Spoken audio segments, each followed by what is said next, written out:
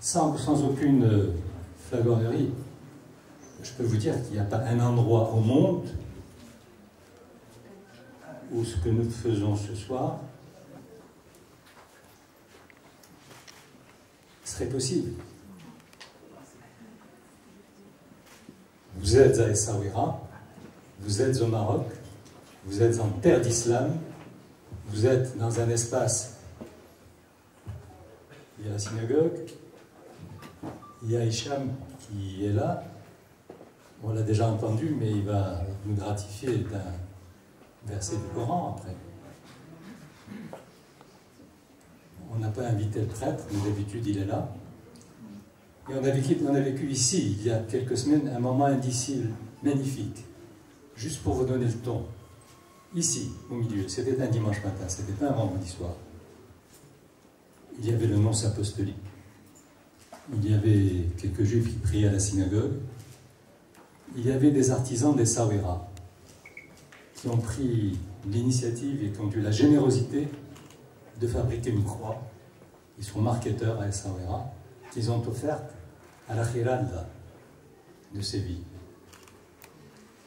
Les juifs priaient, le nonce disait la messe, Hicham déclamait, et tout ceci dans le même endroit. Ce moment très privilégié que nous partageons, que l'on sache que c'est en terre d'islam, que c'est dans le monde arabe, que c'est à Essaouira, que c'est à Mogador, et que c'est possible.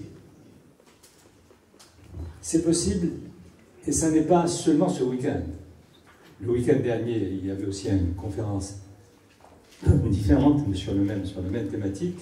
Je pourrais égrener toutes ces réunions au fil de cette année qui ont eu lieu dans cet espace. Et cet espace en soi, c'est la parole. Quand on entre ici, moi j'y suis entré quelques dizaines de milliers de fois, mais j'ai toujours la même émotion, le même frisson.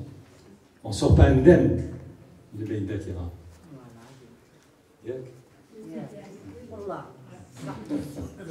Mais c'est vrai, on a commencé il y a très longtemps par dire notre seul objectif c'est de faire parler les pierres. Ces pierres ont vécu tellement de belles choses, et tellement de belles choses qu'on n'est plus aujourd'hui malheureusement en position de vivre, mais elles sont là pour en témoigner, pour nous le raconter.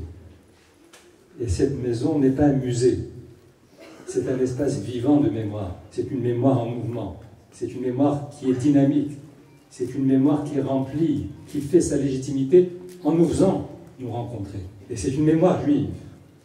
Et j'insiste souvent parce que à Essaouira, c'est le seul espace urbain en terre d'islam, du Maroc en Indonésie, où, exception à la règle, la majorité n'était pas musulmane.